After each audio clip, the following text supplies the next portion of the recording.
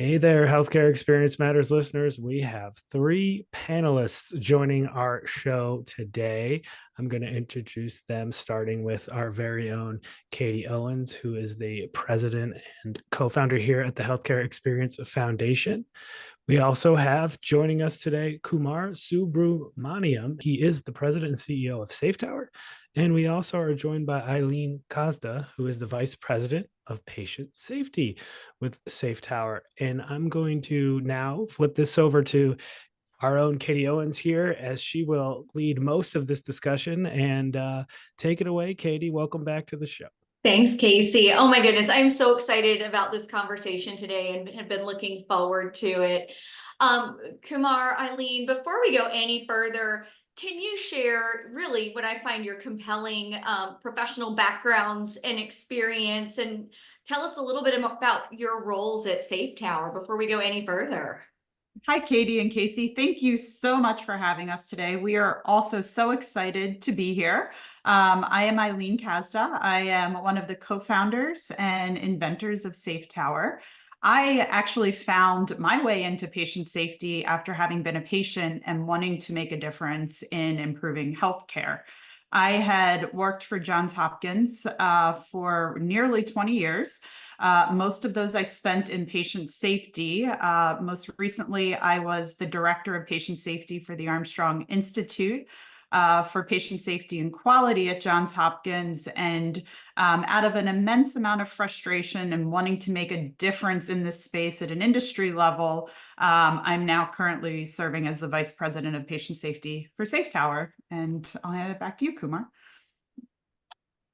Thank you, Eileen. Katie, I've been at Hopkins now for 7 years before we had this opportunity to come and create SafeTower with Eileen and the rest of the gang.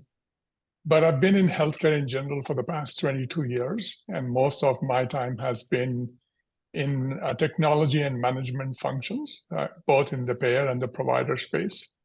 Over the past 6 years or so, I've been keenly interested in making a difference in patients' lives, starting with population health management, and then since 2022, working with Eileen to get this company started in the patient safety space.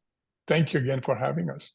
Oh, so thrilled and honored that you both have taken the time. You know, as we pursue our work at Healthcare Experience Foundation, one of the constant things that we've recognized is that the old playbook doesn't apply today, and that is so apparent in our approach to patient safety, where I think we've all recognized through interactions with health systems and in the national data that we've slipped and we've lost some of the progress that we've made, or a fair amount of the progress that we've made over the last decade with patient safety. We also know it's among the top 3 key drivers nationally of workforce engagement, that employees and physicians feel that they work in an environment that prioritizes safety. So tell us about SafeTower. How did it come about? I just think that it aligns so beautifully, your work and your mission, to what we're seeing nationally in 2024.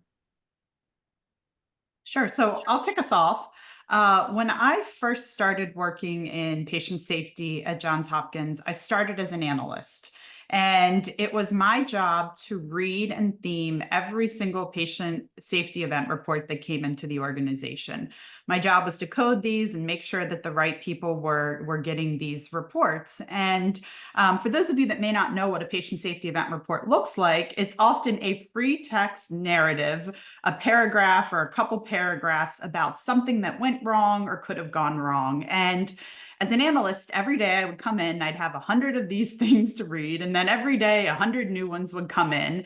And I felt like I was spending all of my time reading and coding events and not actually spending that time designing and improving safer healthcare practices. And over the years, I created all sorts of workarounds with my team to try to do some of this work better. And finally, we ended up taking matters into our own hands and designing a tool that better supported collaboration and analytics for using such a valuable patient safety data source. I felt like when we read these event reports, we saw that every event was a story of both a patient as well as healthcare workers and opportunities for us to improve. So Hopkins ended up building its own solution, and that product has now been in use at Johns Hopkins for over 3 years, and we are starting to see some of the positive impacts on both safety, culture, and experience. So when you mentioned something to me, Eileen, that I've observed a lot, as well as our coaching team, which is I, as an employee, observe something, there's something I'm concerned about, I move to report that incident in the system, or a physician, we hear this a lot with physicians and APPs, I take that, perceived risk to make that submission, and then I feel like nothing happens with it. And I know this is something that you have both been really committed to, and maybe you might share with our listeners how you really work to address that sense of I've submitted and I feel like nothing's happened to that important, critical piece of information or concern. The idea of reporting a patient safety event is often a fairly miserable process for frontline staff. When they would actually go to report a patient safety concern, it would take them a long time. They would be asked to answer all sorts of questions that they may or may not actually understand. And then when they finally did submit, much like you're describing, these event reports felt like they went into a black hole. And what they didn't know is that there was actually someone behind the scenes like me reading these event reports and lots of other people trying to take action on these. I think this is where the tools that we had at our disposal were not set up in a way to support robust collaboration with the frontline staff, as well as those who were using this data to make improvements. And so what we have done in our approach is we've really tried to break down these silos in communication and really include the voice of the frontline, as well as the voice of patients and families in our approach to doing this. I think that last part is so important in the sense that we firmly believe that patients are an integral part of the care team. And most only when their voices are included in improvements related to safety that we can expect meaningful changes to occur, right? And where we are headed is exactly in that direction, where we're going to be injecting patients' voices into the safety narrative, if you will, with the idea that they can help investigations and augment the various peer review processes that occur. Of course. Yeah, absolutely. You've got, what's that saying? Somewhere in the middle between two different versions of the story is the truth. And what I just think I've seen in your tool is how you've assimilated AI dashboarding, closed loop accountability systems to help really take those voices and drive sustainable change for the better. We're also trying to do it in a very thoughtful way where we're not bombarding people with more information and noise that isn't valuable to them, but filtering it so that they get the information that they need to actually make a difference. Yeah, and what we've seen is leaders actually wanting to use innovation in this space, but being scared to deal with these new technologies such as artificial intelligence. And we are taking a lot of trouble to separate out administrative artificial intelligence versus clinical artificial intelligence. The clinical artificial intelligence area is fraught with a lot of risk because you're dealing with patient care and making decisions about patients' outcomes. Whereas with administrative AI, as we call it, it's much more tolerable for organizations. And so when we kind of make that distinction, there is heightened interest in the work that we are doing. I feel like it takes something that feels so big and complex, and you've really made it simple. And I think your word, Eileen, intentional about how to maximize the cognitive load of any given leader right now in managing all of those priorities. I'm wondering if you might be able to share some examples, because I know you have many, of the work you're involved in to enhance safety and create those safer environments so that more and more staff and physicians and providers can voice their concerns. Sure. We are thinking about ourselves first and foremost as a patient safety company.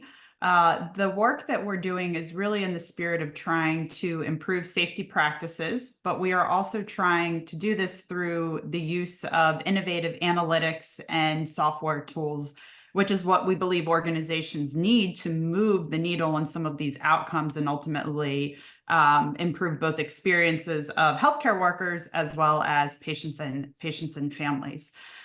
We began our journey by developing a patient safety event reporting software product.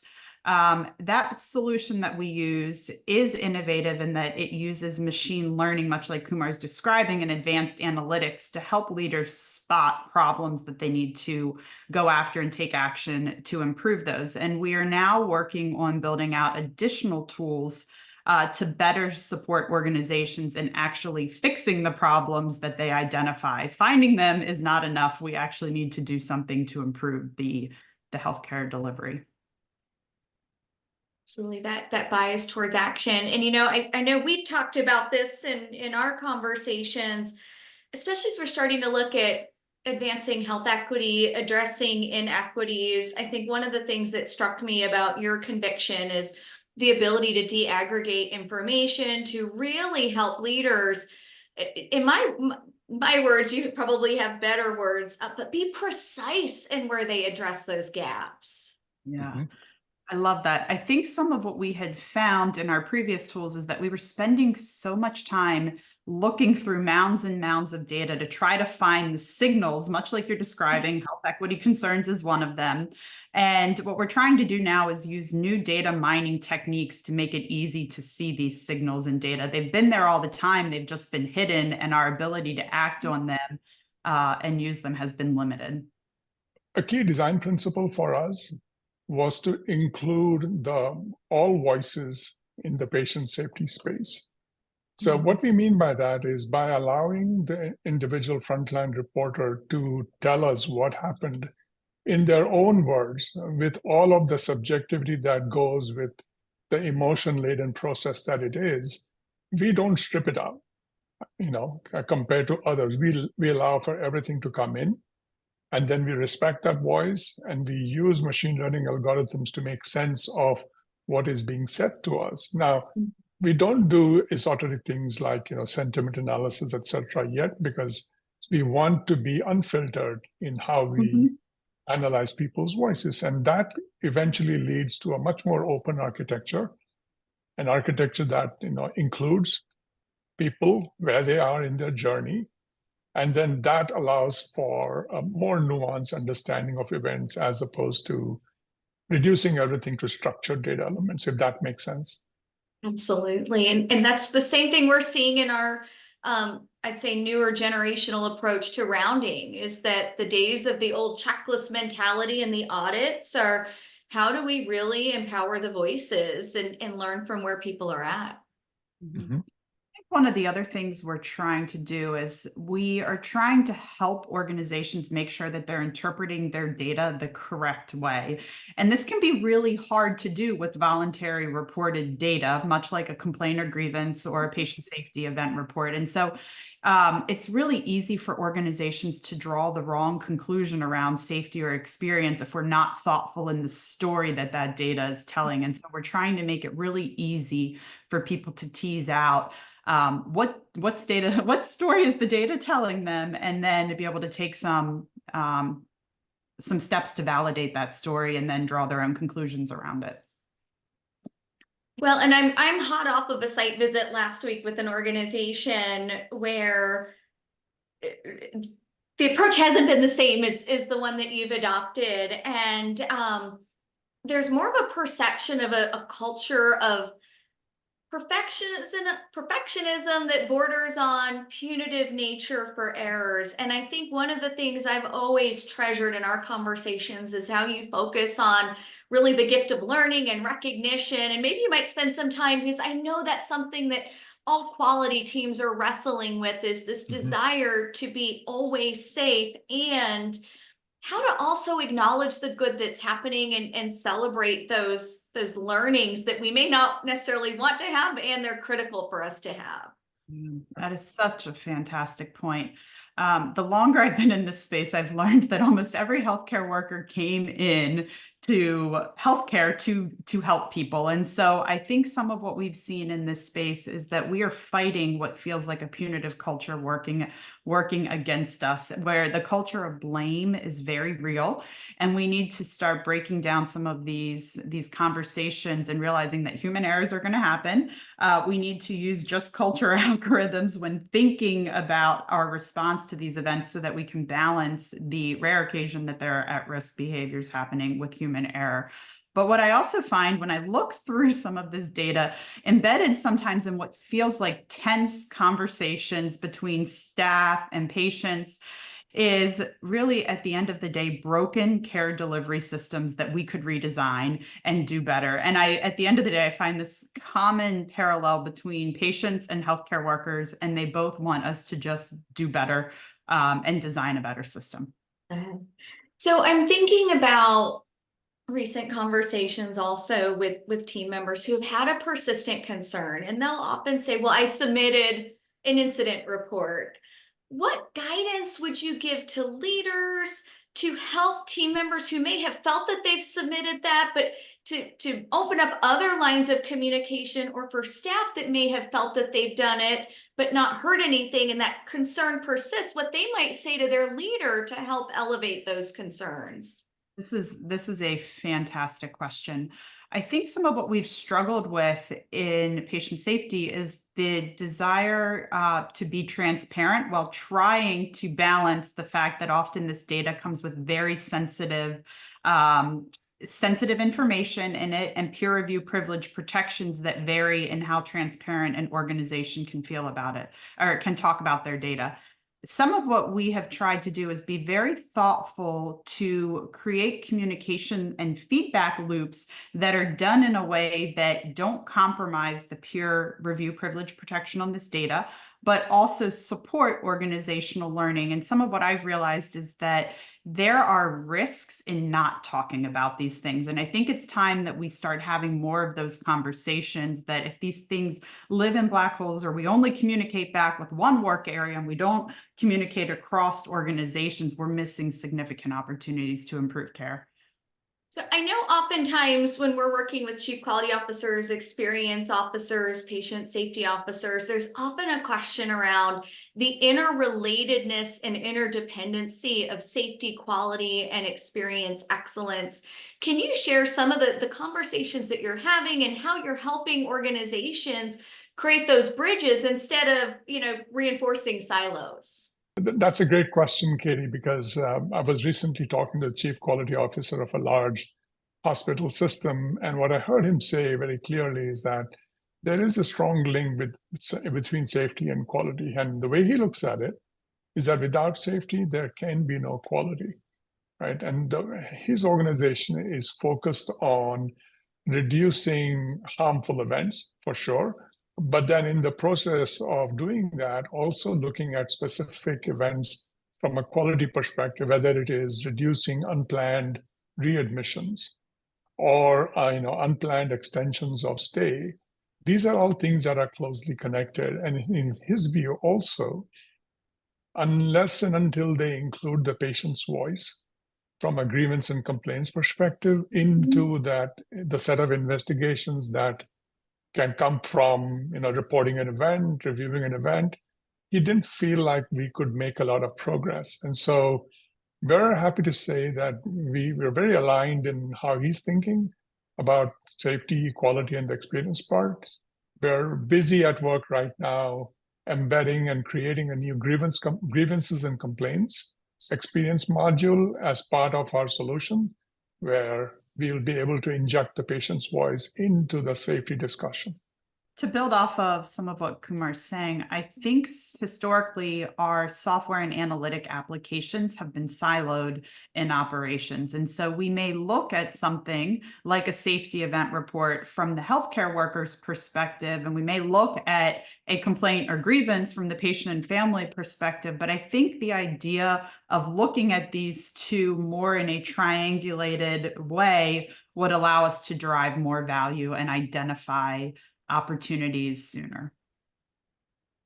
That proactive approach upstream, development opportunities just feels like the ultimate goal of what you're trying to create, so that patients have safer experiences, team members have safer experiences, and feel safe contributing what they're experiencing. Thank you. That's a great point. Improvements in safety cannot occur in a vacuum without providing people a psychologically safe space to work in. And we're hoping that our solution contributes to creating such an environment where people can thrive and patients can feel better. And in an environment where healthcare workers are so stressed and drained right now, I think that we also need to do better for them, as well as the patients who seek us out at often the most vulnerable times in their lives. Is there anything else we wanted to add to the conversation? For our listeners, that in the blog for today's episode, you can take a look at more information from SafeTower, as well as if anybody would like to follow up personally with either Eileen or Kumar, their contact information will be there as well. All right. You've been listening to, we have Kumar Subramaniam. He's the president and CEO of SafeTower, and Eileen Kasda, who is the vice president of patient safety with SafeTower. You can learn more by visiting safetower.com. And of course, we've also had this discussion be led by Katie Owens, who is the president of the Healthcare Experience Foundation. You can visit healthcareexperience.org for more on that as well. We hope you join us again next week for a new episode of Healthcare Experience Matters. Thank you, panelists, for your time today.